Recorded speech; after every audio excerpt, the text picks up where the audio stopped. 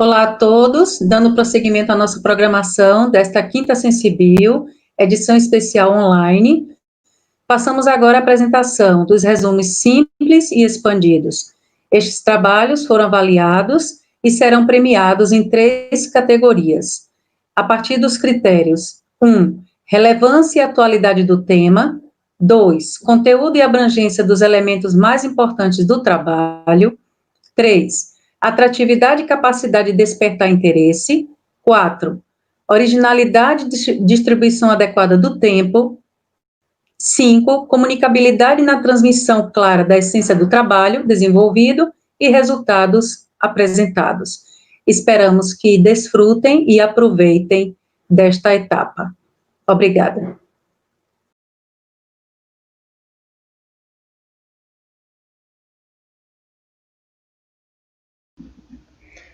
Olá pessoal, tudo bem? Como vocês estão? Meu nome é Adriana, sou aluna de doutorado do Programa de Pós-Graduação de Ciências Veterinárias da Universidade Federal Rural do Rio de Janeiro, em Seropédica. O tema do meu trabalho é perfil de susceptibilidade antimicrobiana de Staphylococcus aureus frente às células bacterianas planctônicas e de biomassa. Bem, o Staphylococcus aureus é uma bactéria gram-positiva do gênero Staphylococcus, que se encontra na microbiota da pele, no trato gastrointestinal e nas mucosas, tanto de animais como de humanos. Essa bactéria é oportunista e pode causar celulite, impetigo e síndrome da pele escaldada.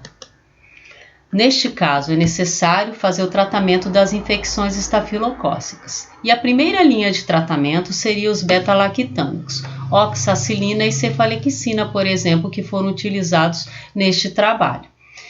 Esse fármaco ele atua ligando o seu anel beta-lactâmico à proteína ligadora de penicilina, que está presente na parede bacteriana. Dessa forma, essa ligação específica vai inibir a síntese da parede celular bacteriana. As amostras são denominadas Staphylococcus aureus sensíveis à meticilina. No caso de resistência, isso ocorre através de beta-lactamases ou mesmo através da aquisição do gene MEC-A, por exemplo, que vai produzir um fenótipo alterado dessa proteína ligadora de penicilina, que seria PBP2A.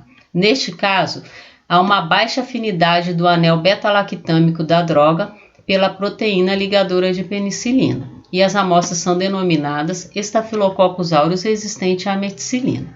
Neste caso, uma outra alternativa para tratamento seria a clindamicina. Este fármaco ele atua se ligando à porção 50S do RNA ribossomal, inibindo a síntese de proteína. A resistência, no caso, pode se dar por produção de metilases, que leva à modificação na subunidade 50S do RNA ribossomal. Isso pode se dar pelo uso induzido de eritromicina ou mesmo de forma constitutiva. Bem, as bactérias apresentam resistência intrínseca, ou seja, depois de um período exposta a determinados tipos de fármacos, estas passam a apresentar resistência. No entanto, de acordo com esta figura, quando as células estão aderidas a um substrato biótico ou abiótico na forma de biofilme ou mesmo através de células de biomassa, há interações bacterianas que resultam em frequência de mutações e transferência de genes, passando essas células a ser 1000 vezes mais resistente aos fármacos e até mesmo ao sistema imune do hospedeiro. O objetivo desse trabalho foi verificar o perfil de susceptibilidade bacteriana de cepas sensíveis e resistentes de Staphylococcus aureus em condições planctônicas e sésseis, frente a alguns fármacos utilizados em infecções cutâneas estafilocócicas. Bem, materiais e métodos. As amostras estavam estocadas no laboratório, foram realizados testes fenotípicos de catalase e coagulase, entre outros, para averiguar se de fato se tratava de Staphylococcus aureus. O próximo passo foi realizar a determinação da concentração mínima inibitória. As células foram semeadas em meio TSA por um período de 24 horas a 35 graus e após as células foram ajustadas à turbidez 0,5 de McFarland e assim inseridas em placa de 96 poços do fundo côncavo contendo 100 microlitros de caldo milinrinto, 10 microlitros do antibacteriano e esse antibacteriano ele foi colocado nos poços em concentração seriada do maior para o menor. Por exemplo, cefalexina 256 a 0,5 mg por litro, oxacilina 256 a 0,5 mg por litro, clindamicina 64 a 0,125 mg por litro. E depois foram inseridas 5 microlitros de amostra bacteriana. A placa foi incubada por 24 horas a 35 graus em estufa e depois a análise foi realizada de forma visual para verificar se houve ou não crescimento bacteriano. No caso das células de biomassa, as amostras também foram semeadas em meio TSA por um período de 24 horas a 35 graus, depois ajustada a turbidez de 0,5 de McFarland e após essas amostras foram inseridas em placas de 96 poços de fundo chato, por um período de 24 horas a 37 graus. E essas placas continham 180 microlitros de caldo TSB e 20 microlitros de amostras bacterianas. Como essas amostras não eram boas formadoras de biofilme, após esse período, o sobrenadante foi desprezado e foi utilizado as células sésseis ou de biomassa que estavam aderidas no fundo da placa. Essas células foram raspadas dos poços, mais de um poços, até que a mesma chegassem a 0,5 de turbidez de McFarland. E após elas foram inseridas, como descrito anteriormente, na placa de 96 poços de fundo côncavo, observadas também por um período de 24 horas a 35 graus e a análise foi feita de forma visual a fim de observar se houve ou não crescimento bacteriano frente aos fármacos utilizados. Resultados e discussão. Os valores de CMI 50 e 90 das células planctônicas e de biomassa, das amostras sensíveis e resistentes, foram analisadas frente aos fármacos oxacilina, cefalexina e clindamicina. Quando nós analisamos a oxacilina, nós observamos nas células planctônicas que o padrão de resistência e de sensibilidade estava de acordo com o que está descrito aqui na tabela. No entanto, quando nós analisamos as células de biomassa, nós observamos que as amostras sensíveis apresentaram um padrão compatível com a resistência. Da mesma forma, quando nós analisamos a cefalexina, as células planctônicas, no caso, apresentaram um padrão de resistência e de sensibilidade conforme está descrito aqui nesta tabela. E quando analisamos as células de biomassa, notamos que as amostras sensíveis passaram a apresentar um padrão compatível com a resistência. E quando nós analisamos a clindamicina, tanto as células planctônicas como de biomassa das amostras resistentes e sensíveis passaram a apresentar um padrão compatível com sensibilidade, conforme está descrito aqui na tabela também. E a conclusão que chegamos é que as células planctônicas de amostras resistentes e sensíveis de Staphylococcus aureus, quando foram testadas com os fármacos beta-lactâmicos, apresentaram padrões compatíveis com a resistência e com a susceptibilidade. No entanto, as células de biomassa, quando foram analisadas para esses beta-lactâmicos, elas passaram a apresentar, as amostras sensíveis passaram a apresentar padrões compatíveis com a resistência. E também observamos que com a clindamicina todas as células permaneceram sensíveis. Então, é possível inferir que essas amostras de biomassa, de Staphylococcus aureus, passaram a apresentar expressão gênica diferenciada e, consequentemente, houve alteração na expressão de proteína e ou constituintes da parede, que se refletia na redução da susceptibilidade aos beta-lactâmicos, mas isso não aconteceu com a clindamicina. Bom, essas foram as referências que eu utilizei para a posterior consulta, e assim eu agradeço a oportunidade, agradeço a Deus em primeiro lugar e as agências de fomento, FAPERJ, CNPq e CAPES. Muito obrigada.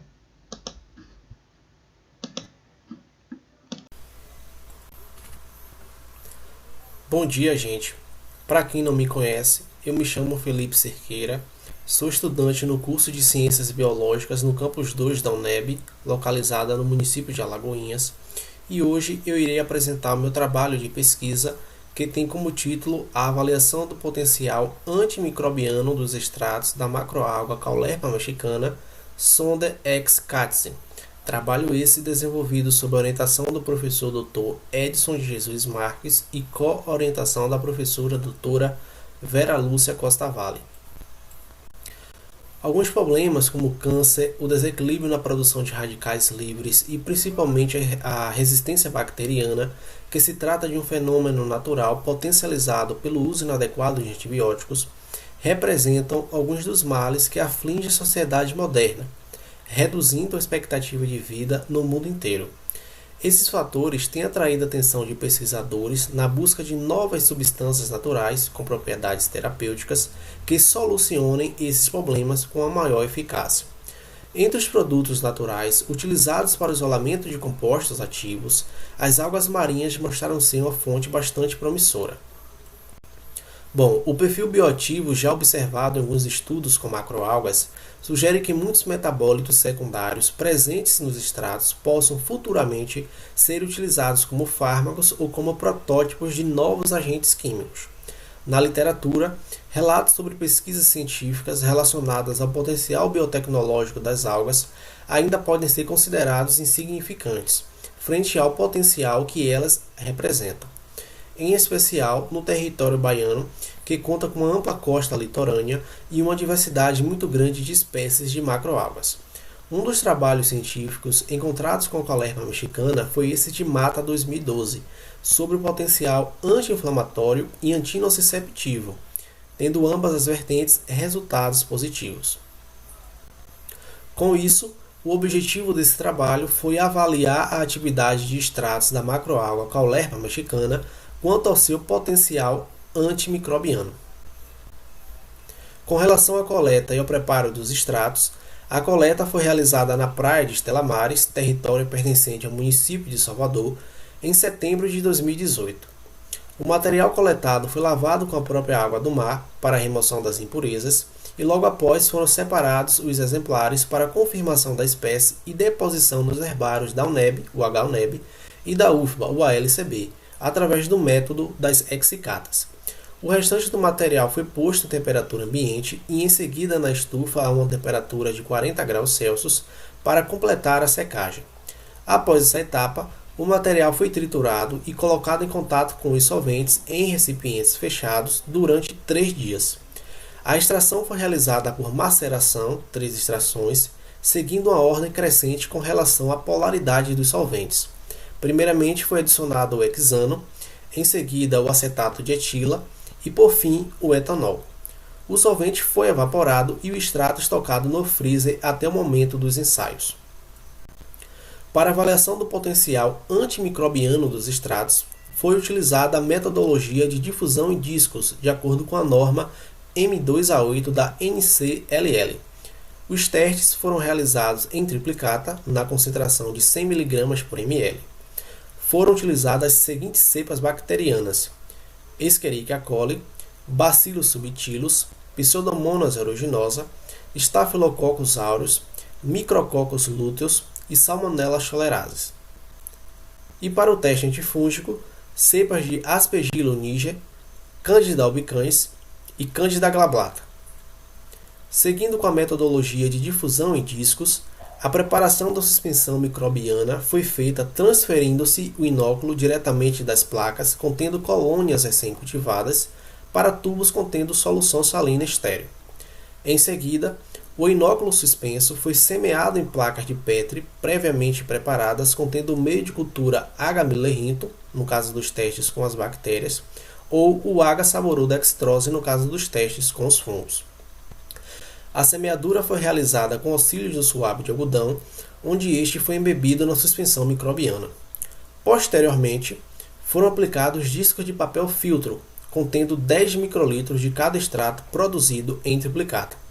O mesmo volume foi adicionado nos discos utilizados como controle de DMSO e do antibiótico ou antifúngico. Ao final, as placas foram levadas à estufa bacteriológica para incubação a 37 graus Celsius durante um período de 24 horas para as bactérias ou 48 horas para os fungos. Após o período de incubação, os halos foram medidos com auxílio de uma régua milimétrica.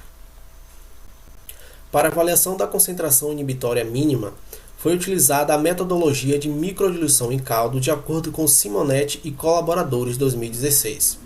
A determinação do MIC foi dada com base no grau de turbidez ou transparência observado em cada pulso em comparação com o controle. Foram utilizadas as mesmas cepas bacterianas do teste anterior, com gradientes de concentrações entre os extratos e antimicrobianos variáveis. Para a realização desse teste, 100 microlitros do meio de cultivo foram distribuídos em microplacas. Em seguida, 100 microlitros dos extratos foram acrescidos aos primeiros poços e, após homogeneização e diluição seriada, foram inoculados em cada pulso 100 microlitros de suspensão microbiana, obtendo assim diferentes concentrações. Como controle positivo foi utilizado o clorofernicol e como controle negativo o DMSO. As placas foram armazenadas na estufa bacteriológica a uma temperatura de 37 graus Celsius para crescimento por 24 horas no caso dos testes com as bactérias ou 48 horas no caso dos testes com os fungos. Após a incubação, a concentração inibitória mínima foi definida como a menor concentração do extrato em microgramas por ml, que inibiu visivelmente o crescimento dos micro-organismos. Resultados e discussão. Os extratos da água Caulerpa mexicana, obtido em hexano, apresentou os melhores resultados, com halo de inibição de 12,5 mm frente ao micro-organismo Micrococcus luteus, halo de 12,3 mm para a Pseudomonas aeruginosa e 11,3 mm para a Salmonella schalerasis, conforme apresentado na tabela. As cepas de Micrococcus luteus foram as mais sensíveis aos extratos. Eles apresentaram atividade tanto para bactérias gram-positivas quanto para bactérias gram-negativas, o que sugere a presença de componentes ativos com largo espectro de ação ou de diferentes componentes agindo em alvos distintos. O resultado positivo para as gram-negativas tem um significado que merece uma atenção especial, considerando que entre elas estão muitas bactérias resistentes aos antibióticos utilizados atualmente. Para o teste antifúngico, o único solvente que apresentou a inibição foi o hexano, com cerca de 7 mm de halo para o micro-organismo Candida glabrata. Para os testes utilizando a metodologia de microdiluição em caldo, o extrato em hexano da Caulerpa mexicana apresentou os melhores resultados, seguido pelo extrato em acetato de etila, sendo o resultado de melhor expressão o de acetato de etila contra a bactéria Micrococcus luteus, apresentando a menor concentração inibitória de 250 microgramas por ml. Conclusões. De acordo com os dados obtidos, pode-se afirmar que os extratos possuem substâncias com atividade antimicrobiana. Devido ao atual cenário de pandemia, não foram realizados testes citotóxico e antioxidante como estava previsto.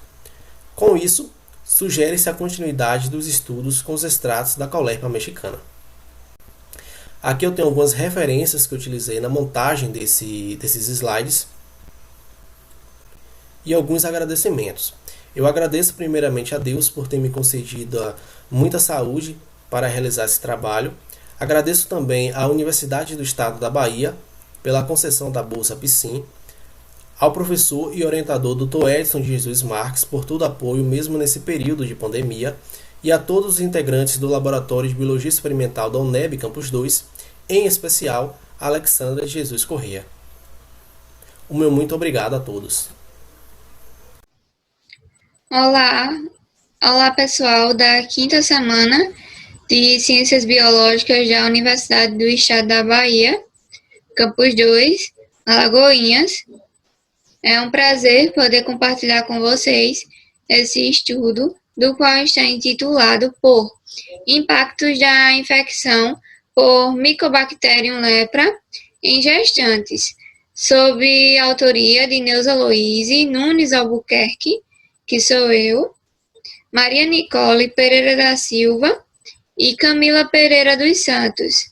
Ambas são discentes da Universidade Federal de Alagoas, a UFAL. Então, a hanseníase é uma doença causada pela bactéria Mycobacterium lepra, e essa doença afeta a pele e outros periféricos. E em fases posteriores, pode causar incapacidade irreversível. Então, em gestantes, ainda é desconhecido se é possível a infecção do bebê com a bactéria Mycobacterium lepra por qualquer via de transmissão. E a hanseníase caracteriza-se por sintomas clínicos, neurológicos e dermatológicos, que em geral apresentam deformidades e mutilações que tanto contribuem para a estigmatização da doença. Por essa razão, para poder esclarecer sobre o cenário de hanseníase em gestantes, o estudo de revisão é essencial para ter conhecimento sobre trabalhos que abordam essa temática. Logo, para poder conduzir o presente estudo, desenvolveu-se a seguinte questão norteadora: o que mostram as pesquisas científicas sobre o impacto da exposição de gestantes à hanseníase. O objetivo desse trabalho é identificar estudos científicos que designam as gestantes infectadas com hanseníase e seus respectivos problemas. Então, material e métodos. Realizou-se uma revisão integrativa de literatura, considerando os anos compreendidos entre 2010 a 2019, com as bases de dados Medline, Relax e hanseníase, que estão disponíveis na Biblioteca Virtual de Saúde. E para seguir a construção dessa revisão integrativa de literatura, teve que obedecer os critérios de inclusão e os critérios de exclusão. Os critérios de inclusão foram publicações disponíveis online e gratuitas, com texto completo, com idioma em português e inglês, documentos em artigos originais e de revisão. E os critérios de exclusão foram estudos que não tivessem relação com a temática, após a leitura de título e resumo, com idioma diferente do português e inglês, e estudos duplicados. Com isso, também foi obedecido os descritores que foram utilizados: a hanseníase, gestação e complicações, juntamente com o operador booleano AND. Em seguida, os resultados de discussão. Então, a partir das buscas personalizadas nas bases de dados, foram encontrados 104 estudos, sendo considerado apenas o que atendesse aos critérios de inclusão, sendo assim obtidos 10 artigos. Em seguida, foi realizada uma leitura de título e resumo, respeitando os critérios de inclusão, no qual conservaram-se apenas 6 estudos para análise detalhada. Com isso, de acordo com os estudos, observou-se que ainda há pouco conhecimento sobre as complicações que a hanseníase pode acarretar a gestantes e ao feto. E a maioria dos sinais de hanseníase entre mulheres grávidas e lactantes ocorreu durante o último trimestre de gravidez e os 3 primeiros meses após o parto. Algumas complicações foram relacionadas à gravidez e hanseníase, que são recém-nascidos com baixo peso ao nascer, emergência de reação hansênica, aumento de infecções infantis, dermatite esfoliativa em bebês e também recém-nascidos prematuros, dentre outros problemas. Mas foi relatado que a maioria das mulheres não tiveram complicações. Com isso, um fato conhecido no comportamento epidemiológico da hanseníase é que ela tem evolução lenta, uma vez que a média da idade de mulheres grávidas acometidas com Mycobacterium lepra está entre 30 a 49 anos, mas destaca-se uma tendência de precocidade entre a idade inferior a 20 anos, mesmo não sendo comum a doença entre crianças e adolescentes. Há uma variedade de formas clínicas de hanseníase em gestantes, como exemplo ainda determinada, e que confirmam a visão da gravidez como um fator agravante ou desencadeante da hanseníase. As conclusões, então, nós podemos concluir que os artigos apontam que as gestantes que são acometidas com hanseníase desencadeiam diversos problemas prejudiciais à sua saúde, quanto à dos bebês. Essas complicações podem ser evitadas com orientações específicas dos profissionais de saúde. E também podemos falar um pouco sobre como há poucos estudos associados à problemática da doença em grávidas, contudo, a investigação neste parâmetro é escassa. Aqui estão as referências utilizadas. E eu agradeço a todos pela atenção e até a próxima. Boa tarde, sou acadêmico do curso de Licenciatura em Ciências Biológicas pela Universidade do Estado da Bahia, Campus 8, em Paulo Afonso. Me chamo Eli José Pereira e irei apresentar nosso trabalho tendo como tema Cuidado Humanizado, Desafios do Atendimento Especializado para Surdos na perspectiva do profissional da saúde. Bom, as dificuldades encontradas pela maioria dos profissionais da saúde estão ligadas principalmente pelo despreparo na utilização da língua brasileira de sinais e pela ausência de intérpretes em unidades de serviço à saúde, bem como no fornecimento de suporte técnico e científico, que contribuam para o conhecimento das variantes linguísticas, social e cultural dos surdos, de modo a realizar uma escuta qualificada e acolhedora, resultando em um atendimento e diagnóstico adequado e satisfatório ao paciente com deficiência auditiva. Nessa perspectiva, para garantir o atendimento de saúde eficiente e com qualidade, atendendo às necessidades e particularidades dos deficientes auditivos, foram criadas e regulamentadas as leis.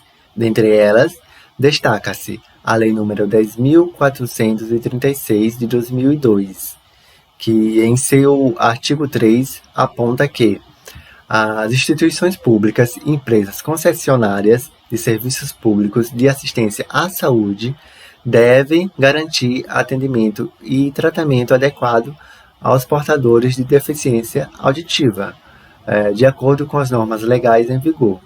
Ademais, a Lei nº 12.319 de 2010, ela regulamenta a profissão de tradutor e intérprete de Libras, a língua brasileira de sinais. Com base nessas indagações, é que o estudo ele se justifica, acreditando que a pesquisa auxiliará no reconhecimento do contexto que envolve o melhor atendimento à saúde dos deficientes auditivos. Na imagem à esquerda, vocês observam uma intérprete de Libras durante uma consulta de um deficiente auditivo, auxiliando assim um médico. E na imagem à direita, vocês observam um médico que se especializou em Libras para melhor atender seu público, buscando assim, de forma satisfatória, uma comunicação mais eficiente entre paciente e médico. Com isso, faz-se o exposto o presente estudo objetivou, através de uma revisão bibliográfica, compreender e identificar os desafios do atendimento especializado para a comunidade surda, na perspectiva do profissional da saúde, de modo a instalar mecanismo que busca a solução ao impasse apresentado. Para tanto, o estudo fundamentou-se em uma abordagem de cunho qualitativo, através de uma revisão bibliográfica no formato narrativo do tipo exploratória. Os procedimentos executados foram baseados inicialmente por buscas de 20 de junho a 23 de setembro de 2020, investigando materiais publicados em periódicos de revistas científicas, tais como Cielo, PubMed, Medline e Google Acadêmico, com o auxílio dos descritores Atendimento ao Surdo, Saúde Pública, Libras na Saúde e Humanização da Assistência, para maior conhecimento da área estudada. Os parâmetros de seleção dos artigos foram estarem escritos em português, terem sido publicados no período de 2014 a 2020 e que possuíssem textos completos, respondendo o enfoque da pesquisa. Diante disso, para colhermos os resultados, o estudo baseou-se em pesquisas de artigos publicados a partir do ano de 2014 a 2020, resultando em um total de 3.520 publicações encontradas, conforme os parâmetros de seleção definidos, sendo que apenas 12 corresponderam aos critérios de inclusão na amostra final dessa revisão. Baseados nisso, de acordo com as investigações feitas por Cavagni et al. 2017 e Nunes, Pires e Bendor 2020, verificou-se que, mesmo com a aprovação do decreto número 5.626, em seus capítulos 7 e 8, onde se assegura os direitos à saúde para pessoas surdas ou com deficiência auditiva,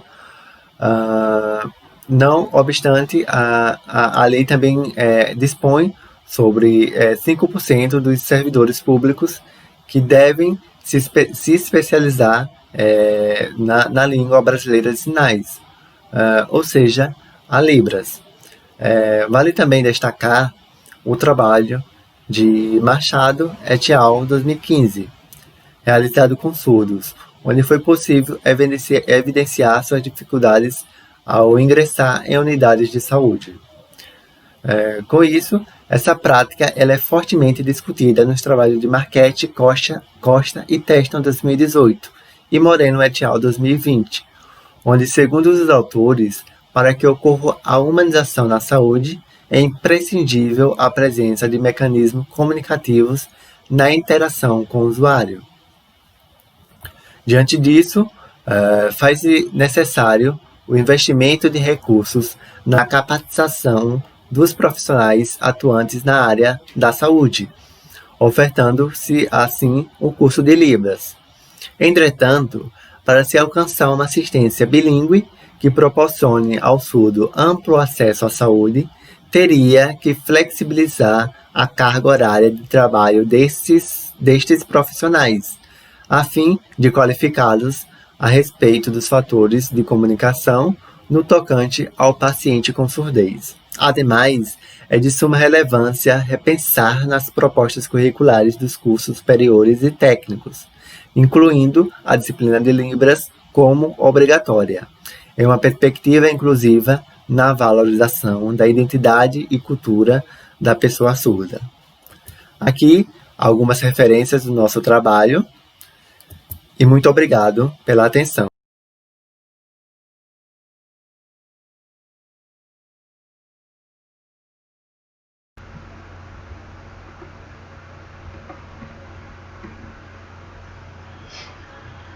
Cumprimento a todos, me chamo Douglas Velmudo Perinazo, sou acadêmico do curso de Bacharelado de Gestão Ambiental da Universidade Estadual do Rio Grande do Sul, a UERGS, campus universitário em São Borja.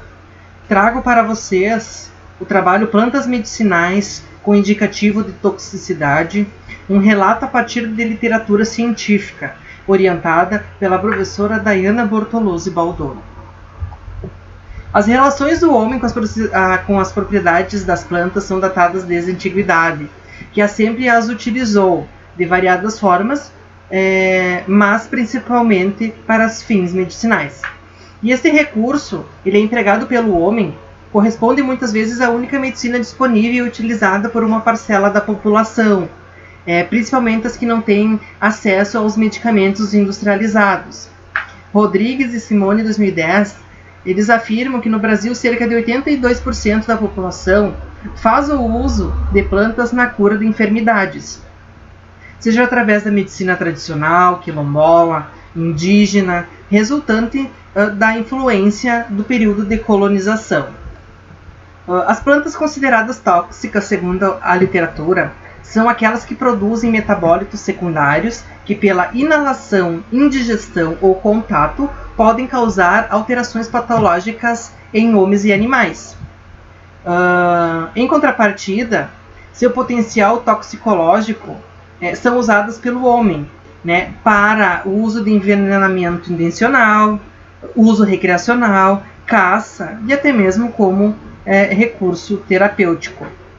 E a partir disso, então, observando-se a carência do conhecimento científico das propriedades farmacológicas e toxicológicas das plantas, estudos interdisciplinares são imprescindíveis para garantir a segurança no uso desenfreado pela explícita disseminação do conhecimento, além do fácil acesso ao uso das plantas e, além disso, fornecer compostos líderes para novos fármacos. Então, o objetivo desse estudo então, é revisar na produção científica quais plantas medicinais apresentam risco de toxicidade à saúde humana, a fim de mapear um perfil de utilização caseira, evitando o uso incorreto ou indiscriminado deste recurso natural. Então, materiais e métodos. Então, essa pesquisa ela é bibliográfica de caráter descritivo e exploratório. A pesquisa bibliográfica segundo Soares, Piccoli e Casagrande 2018 é uma estratégia fundamental para as pesquisas de qualquer natureza.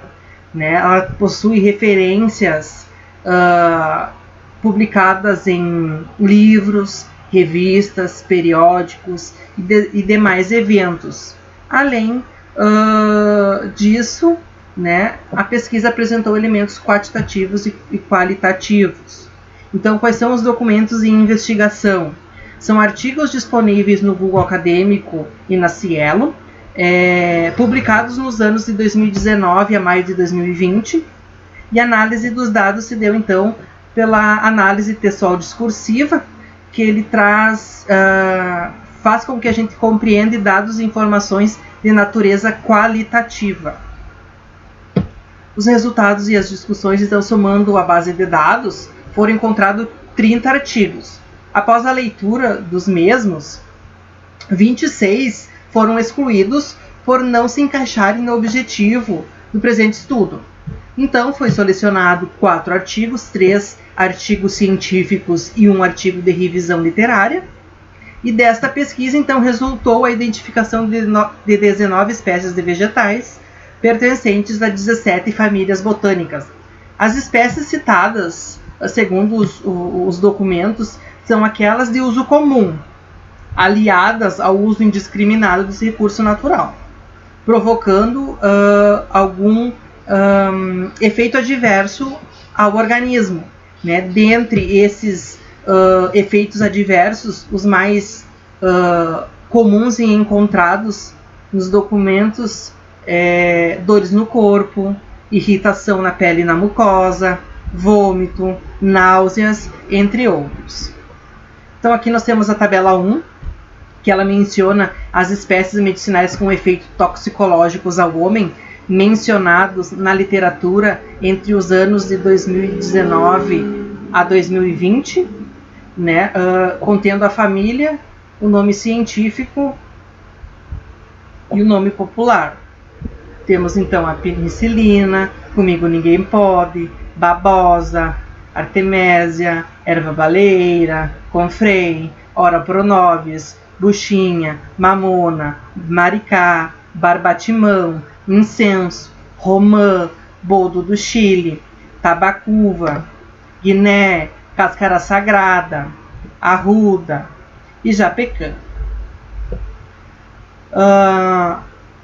A partir do levantamento então botânico, mostrou-se que há uma grande variedade de plantas que são utilizadas pelo homem, né? Gomes et al. 2001, ele fala que por ser medicinal alimentícia, né, a sua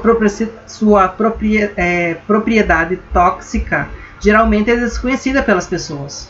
Então, portanto, se destaca-se a necessidade de estudos etnobotânicos e da pesquisa interdisciplinar, que investiguem possíveis efeitos toxicológicos, a fim de compreender o seu potencial por aqueles que utilizam, principalmente nas áreas de vulnerabilidade social, influenciadas pelas questões religiosas, sociais, culturais e econômicas. Então, as conclusões desse trabalho, então, né? A pesquisa bibliográfica então demonstrou que as plantas medicinais estão presentes no cotidiano das pessoas, né? E além disso, muitos casos de intoxicação estão baseados em acontecimentos. Então, desta forma, torna-se necessário estudos nesta temática, a fim de compreender e apontar propriedades toxicológicas, principalmente pelo fato da automedicação ser um fator cultural. É passado de avô para pai, de pai para filho, de filho para amigos, né? E os danos causados pela toxicidade dos vegetais encontrados na literatura são os mais diversos, sendo os mais frequentes dores no corpo, vômito e náusea. E dessas discussões deve ser destacada a importância da transmissão oral do conhecimento, principalmente entre as gerações, pois essa transmissão preenche as lacunas e resolve os equívocos existentes. As referências utilizadas para a apresentação. Muito obrigado.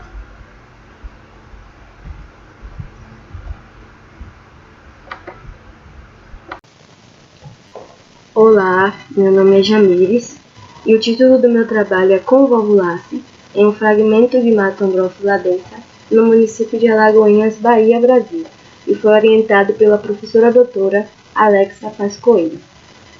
Convolvulaceae é uma família botânica considerada cosmopolita, com a maior distribuição nas áreas tropicais e com poucos representantes nas zonas temperadas. Está representada por cerca de 55 gêneros e 1.930 espécies, e no Brasil ocorre cerca de 24 gêneros e 420 espécies. É uma família que pode ocorrer em diversos tipos de vegetação, mas prefere locais mais abertos, como campos, áreas perturbadas e zonas de bordo. Os gêneros mais representativos de convolvulaceae são Hipomea, com 600 espécies, Convolvulus, com 250 espécies, e Cuscuta, com 150 espécies. Cronst, em 1981, posicionou Convolvulaceae na ordem Polemoniale, e nesta classificação, o gênero Cuscuta pertencia à família Cuscutaceae. Atualmente, de acordo com a PG4 2016, a família pertence à ordem Solanaceae, juntamente com Montiniaceae, Sphaenocleaceae, Hydroleaceae e Solanaceae. Quanto à morfologia, Convolvulaceae apresenta hábitos variáveis, mas de forma geral são ervas trepadeiras, prostradas, arbustos e até o hábito holoparasita presente apenas no gênero Cuscuta. As suas raízes são pivotantes ou tuberosas, as suas inflorescências podem ser axilares, terminais ou cimosas, as suas flores são gamopétalas, campanuladas ou infundibuliformes, podendo variar de tamanho, desde pequenas a grandes e vistosas. Quanto à importância econômica, Convolvulaceae é bastante utilizada na alimentação, ornamentação e medicina popular. Na alimentação temos como, por exemplo, a espécie Pomea batatas, e muitas espécies são utilizadas como ornamentais por conta da beleza de suas flores, e muitas outras são usadas também na medicina popular. O objetivo desse trabalho foi realizar o levantamento florístico da família Convolvulaceae em um fragmento de Mata Umbrófila densa, no município de Alagoinhas, Bahia, ampliando o conhecimento desta família para este domínio fitogeográfico e fornecendo subsídios que contribuam para a conservação da área. O local de estudo foi o Complexo Vegetacional NEB-BDA, que está localizado na Universidade do Estado da Bahia, que se encontra temporariamente fechado, que fica situado no município de Alagoinhas. A cidade de Alagoinhas ela é caracterizada por ter um clima úmido a subúmido, e a cobertura vegetal do local de estudo é de domínio de floresta umbrófila densa, com uma vegetação marcada por áreas temporariamente encharcadas.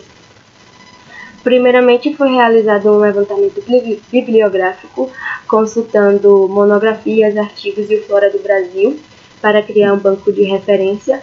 As coletas elas foram realizadas de formas quinzenais entre os meses de agosto de 2019 e fevereiro de 2020.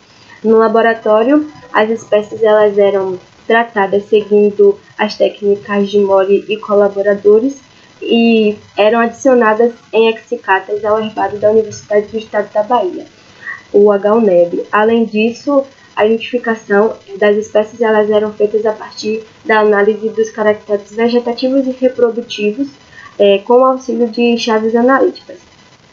Em vista da pandemia, muitas coletas elas ficaram comprometidas, como também a identificação de alguns gêneros e espécies, mas para isso contou-se com a ajuda de especialistas via contatos virtuais e o acesso a alguns sites como o Flora do Brasil. Além disso, também foi possível visitar alguns herbários virtuais, como o HUF e o CEPEC, através dos sites Espécies Link. Como resultado desse estudo, notou-se que a família está representada por 3 gêneros e 4 espécies. O gênero Pomea foi o gênero mais representativo com 2 espécies, as espécies Hipomea sarifolia e Pomea nil, e os demais gêneros de Daustinia e Jaquemontia, cada um apresentou apenas uma espécie cada, a espécie Daustinia montana e a espécie Jaquemontia cipeto. A espécie Daustinia montana ela foi encontrada em uma área com bastante incidência de luz solar. Ela apresenta uma diversidade nas suas formas foliares, uma coloração de colora bastante atraente. Além disso, há a presença de tricomas esbranquiçados, como vocês podem notar. A sua distribuição ela está entre o Nordeste e o Sudeste, e as suas propriedades farmacoquímicas ela é bastante utilizada na produção de florais. A espécie Pomea sarifolia ela ocorre em áreas de borda em alguns locais antropizados. É popularmente conhecida como salsa brava ou salsa da rua. São ramos reptantes de folhas inteiras e flores vistosas rosas. Sua distribuição se dá entre o norte, o nordeste, centro-oeste e o sudeste. E além disso é uma planta tóxica em ruminantes. Isso porque ela afeta o sistema nervoso central dos animais, causando uma síndrome que chamamos de síndrome tremogênica. A espécie Pomea nil é uma espécie que cresce principalmente em áreas perturbadas e agrícolas, por isso ela é considerada uma espécie invasora. As suas folhas elas são alternas, geralmente trilobadas, a corola em tubo infundibuliforme na cor lilás, podendo também ocorrer nas cores rosa clara e branca. A sua distribuição está entre o norte, o nordeste, centro-oeste, o sudeste e o sul, e é bastante cultivada como ornamental, isso por conta da beleza de suas flores. A espécie do gênero Jaquemontia foi a única espécie que não pôde ser identificada, isso porque havia dúvidas quanto ao indumento de suas folhas. Além disso, ela era uma espécie ainda que precisava ser tratada, por isso não houve esse tempo para fazer à análise. Mas de forma geral, elas são arbustos prostrados, com folhas simples e alternas, uma corola campanulada lilás, podendo apresentar-se também nas cores azul ou branca. A sua distribuição se dá entre o norte, o nordeste e o centro-oeste, e no Brasil ocorre cerca de 63 espécies, e dessas 42 são endêmicas. As considerações do trabalho foi que demonstrou, né, que o local de estudo possui uma boa diversidade de gêneros da família Convolvulaceae. Além disso, o levantamento florístico reconheceu a ocorrência de 3 gêneros e 4 espécies. A espécie Pomeanila foi registrada como nova ocorrência para a área. A maioria das espécies coletadas elas apresentam ampla distribuição em todas as regiões do Brasil, exceto a espécie da Austínia montana, né, porque ela tem uma distribuição restrita a alguns estados da região Nordeste e Sudeste. Apesar dos resultados aqui não terem sido satisfatórios em relação ao número de coletas por conta da pandemia, eles evidenciaram que a vegetação nativa do local de estudo tem uma grande riqueza de espécies vegetais, mesmo encontrando-se situada em uma área sob interferência antrópica. Aqui são algumas referências. E desde já fica os meus agradecimentos ao NEB, à professora doutora Alexa Paz Coelho pela orientação, ao HUNEB por tornar a pesquisa possível e a toda a sua equipe pelo companheirismo e apoio. Além disso, a todos os colaboradores que me ajudaram na identificação das espécies. Muito obrigada pela atenção.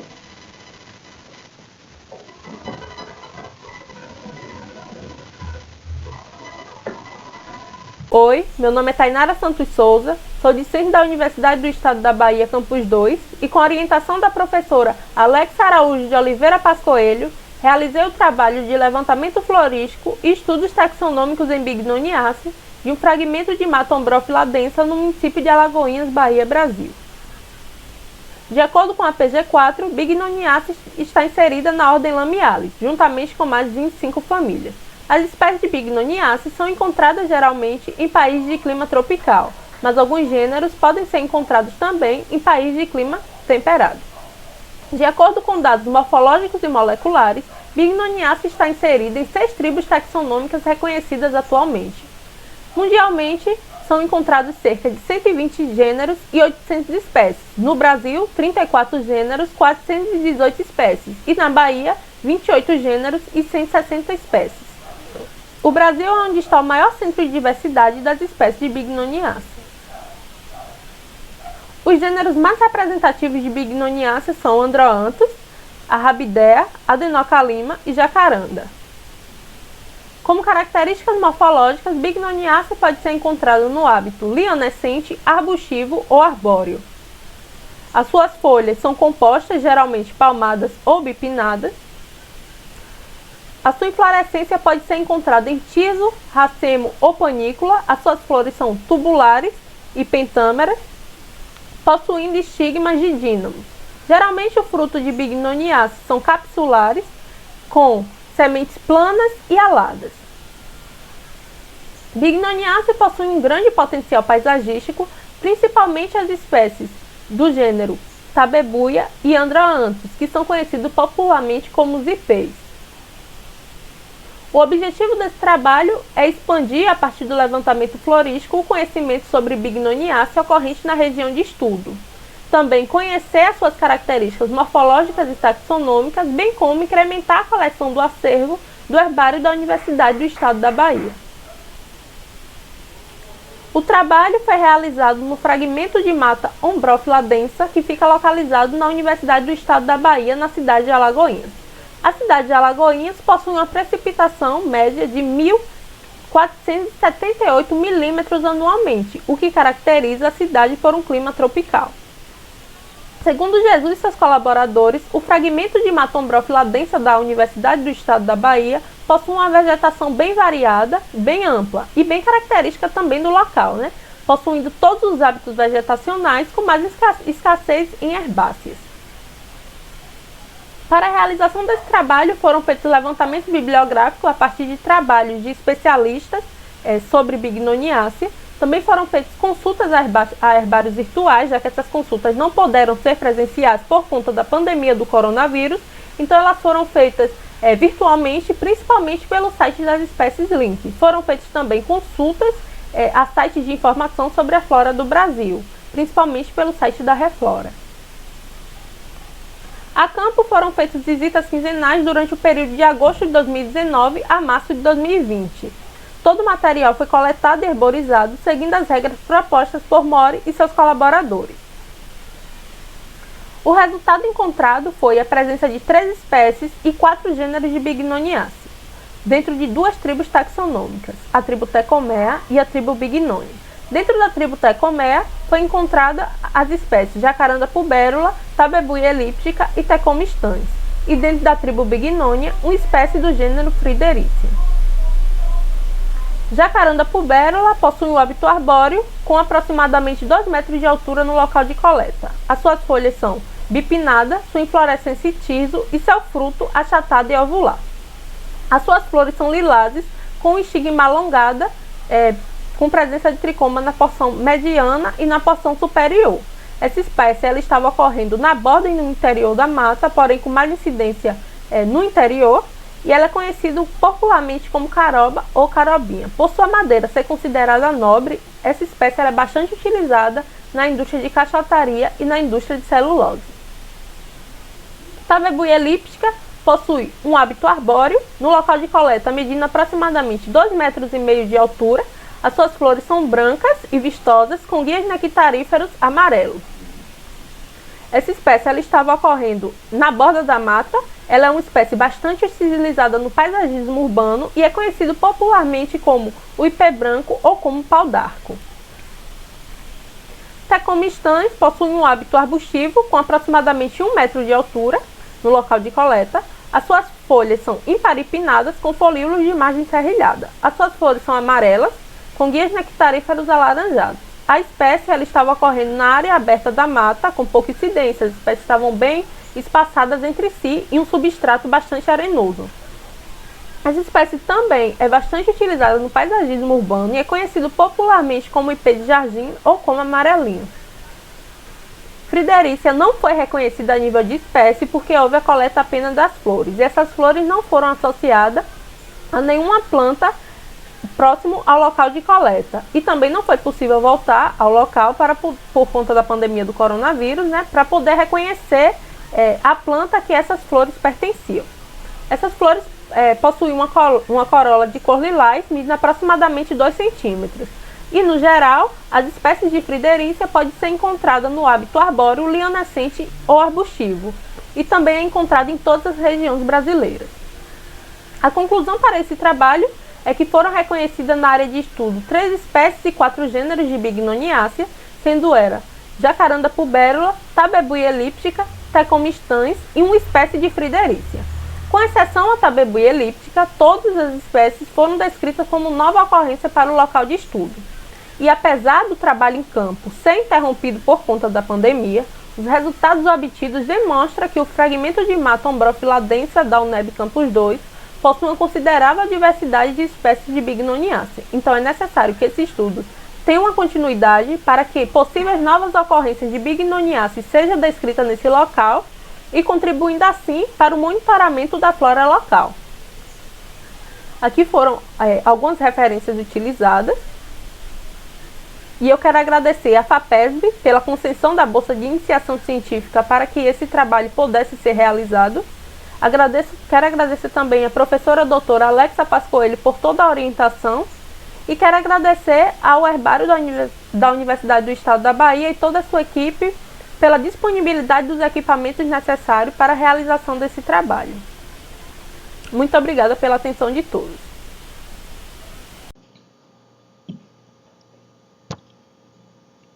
Olá, sou Ilma Santos Silva e juntamente com os demais autores, Luciene Cristina Lima, Mara Rogênia Barros de Matos, José Antônio da Silva Dantas e Maria Dolores Ribeiro Orge, realizamos um trabalho que se intitula Flora melífera de interesse apícola e remanescente Mata Atlântica, litoral norte da Bahia, Brasil.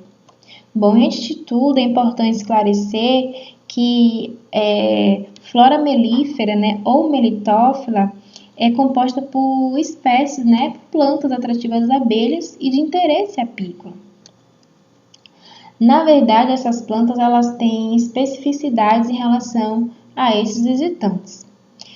De modo que a polinização pelas abelhas depende muito da interação de atributos ou dispositivos mecânico-estruturais e fisiológicos inerentes à flor e à abelha. Ou seja, o investimento nos atributos e, sobretudo, nos recursos florais, ele é direcionado a um determinado tipo de polinizador, que nesse caso são as abelhas.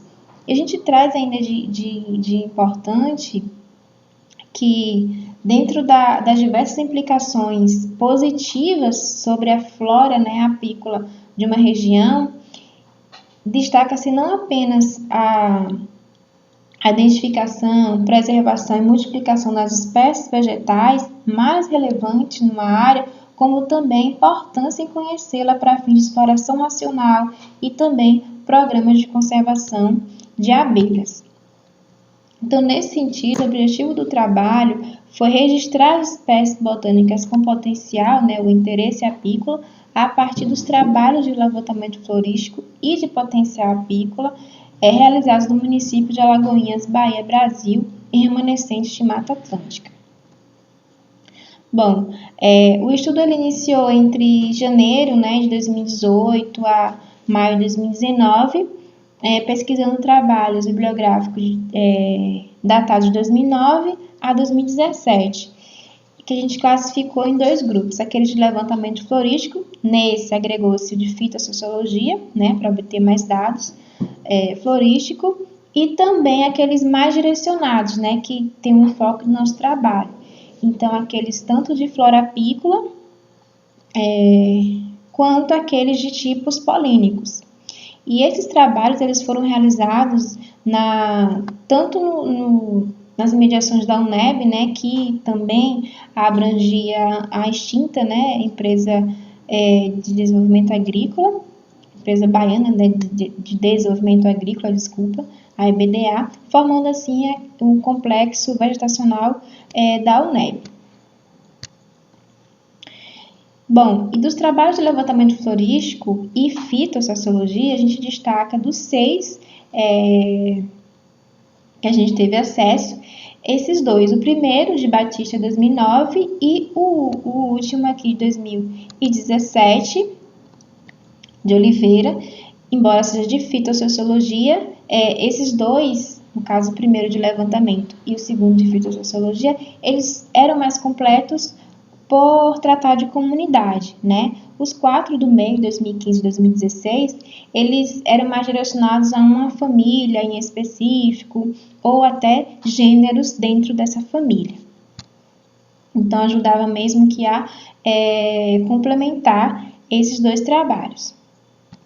E os demais, que eram mais direcionados, né, ao nosso tema de estudo, os de tipos polínicos e flora e potencial apícola, temos esses 3, sendo que o de Gonçalves ele foi utilizado de modo geral como pano de fundo para o nosso estudo. Por quê?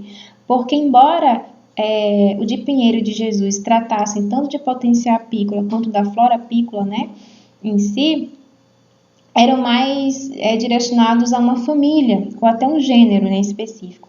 E no caso de Gonçalves, 2016, podia-se inferir uma comunidade a partir da análise, né, desses tipos polínicos, desses pólens que eram encontrados nos méis e estudados na região.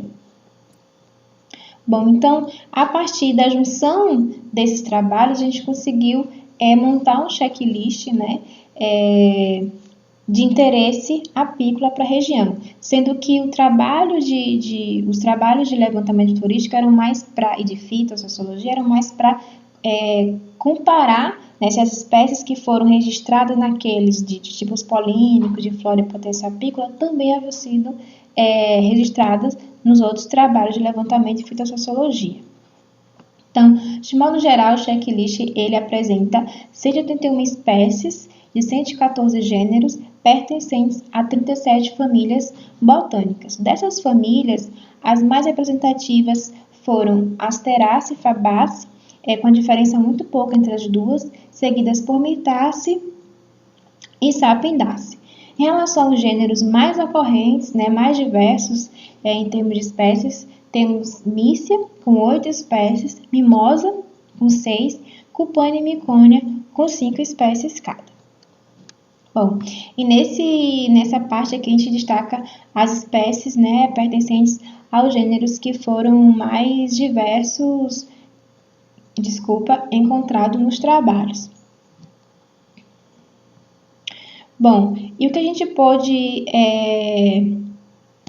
trazer em termos de comparação entre as classificações que a gente demos para esse trabalho, tanto de levantamento, florístico e fito, e aqueles outros 3 de tipos polênicos, flora e potência apícola, que em comum a gente encontrou nos trabalhos 22 famílias e 32 espécies que ocorreram tanto num tipo de trabalho quanto no outro, tá bom?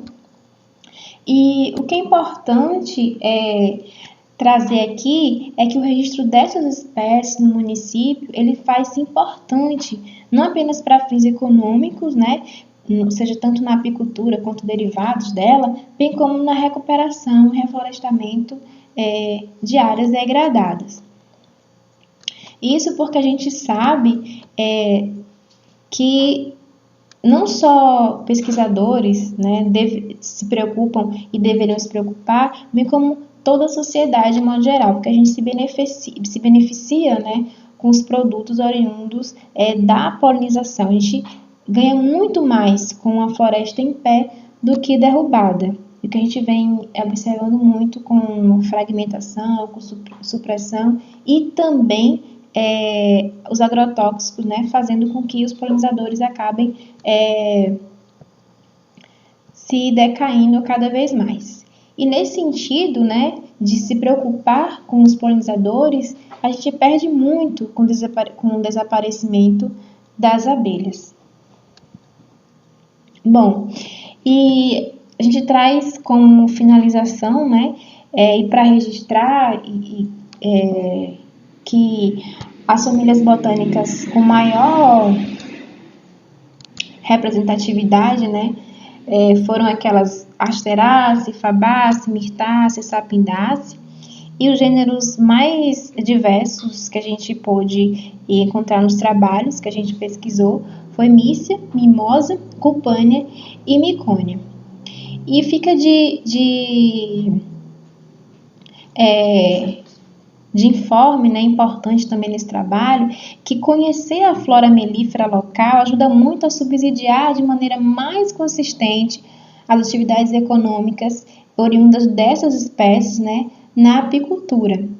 E ainda também ajuda a estimular práticas alternativas de conservação das abelhas e também no uso consciente dos recursos naturais. Bom, aqui eu tenho as referências que utilizamos no trabalho. Agradeço a CAPES, ao programa de pós-graduação em Biodiversidade Vegetal, do qual eu faço parte, como mestranda, à Universidade Estadual da Bahia, por ser sobretudo do campus 2, de que faço parte, por ser esse laboratório aberto. Bom, muito obrigada, que tem meu nome novamente, meu contato para qualquer dúvida, enfim, qualquer esclarecimento adicional, estarei disposta e aberta a receber qualquer e-mail, tá bom? Muito obrigada, abraço.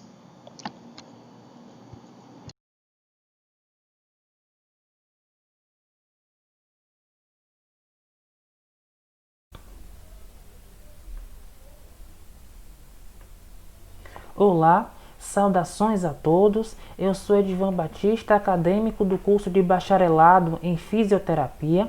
O título do trabalho que a partir de agora irei submeter para apreciação de vocês é Abordagem da realidade virtual para indivíduos acometidos pela doença de Parkinson, uma revisão de literatura.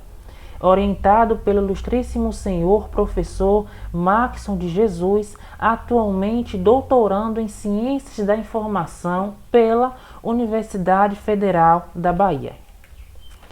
Em 1817, o médico James Parkinson desenvolveu um estudo chamado Um Ensaio sobre a Paralisia Agitante, e o seu principal achado foi que indivíduos afetados por esta paralisia tinham como principal alteração motora tremores em repouso. Estes estudos foram avançando e o que era chamado de paralisia tornou-se então doença de Parkinson, que é uma patologia degenerativa, progressiva e crônica do sistema nervoso central com etiologia idiopática. Estima-se então que 1% da população com idade superior a 65 anos é acometida pela doença do Parkinson. População essa que é uma estimativa mundial. Já aqui no Brasil, os estudos epidemiológicos estimam que existam 200 mil indivíduos afetados por esta doença. Dessa forma, estes indivíduos que são afetados pela doença de Parkinson apresentam esquemas motores alterados, desenvolvendo então tremores em repouso, bradicinesia, que é a lentidão de movimentos, a instabilidade postural, como também a rigidez muscular excessiva. E uma das abordagens fisioterapêuticas é a realidade virtual, que pode ser entendida como uma interface que irá promover a junção do homem ao computador de maneira avançada, predispondo uma interação e uma possível imersão deste indivíduo para com o ambiente virtual. O objetivo desse estudo é relatar sobre a utilização da realidade virtual para a reabilitação de indivíduos acometidos pela doença de Parkinson. Como metodologia, este estudo é uma revisão de literatura, onde as palavras-chave foram buscadas nos descritores em Ciências da Saúde, DESC, sendo as palavras as seguintes: fisioterapia, realidade virtual e doença de Parkinson. Os estudos foram buscados nas bases de dados PubMed, que é uma base de dados onde está inserido estudos clínicos em ciências da saúde, e a Pedro, que é a base de dados de evidências em fisioterapia. Já como critérios de inclusão foram inseridos estudos que tivessem sido publicados de 2015 a 2019 nos idiomas português ou inglês e com objetivo voltado à utilização da realidade virtual para a reabilitação de indivíduos acometidos pela doença de Parkinson. Já como critérios de exclusão foram retirados os estudos que tivessem sido publicados anteriormente a 2015, estudos de revisão e que tivessem um objetivo discordante ao objetivo principal desse estudo. Dessa forma, foram analisados 5 estudos clínicos. Como resultados de discussão, é importante salientar que todos esses 5 estudos aqui apresentados nos resultados são estudos clínicos randomizados.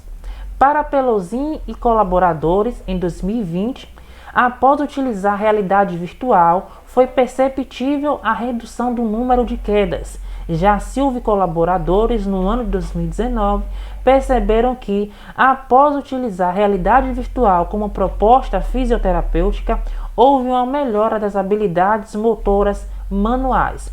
Já Cicaslo e Potiski, em 2019, perceberam que, após utilizar esta terapêutica, foi perceptível o aumento da capacidade funcional que está automaticamente atrelada às atividades de vida diária. Já para Santos e colaboradores, também em 2019, após utilizar a realidade virtual, houve uma melhora do equilíbrio, da marcha, da mobilidade funcional e da qualidade de vida. Já Van der Kolk e colaboradores perceberam que a realidade virtual associada a exercícios aeróbicos foram essenciais para a redução dos sintomas motores. Como conclusão, constatamos que a utilização da realidade virtual para indivíduos acometidos pela doença de Parkinson é comum no âmbito da fisioterapia e se mostra efetiva para o tratamento destes indivíduos. Entretanto, é importante salientar que este estudo analisou apenas 5 estudos.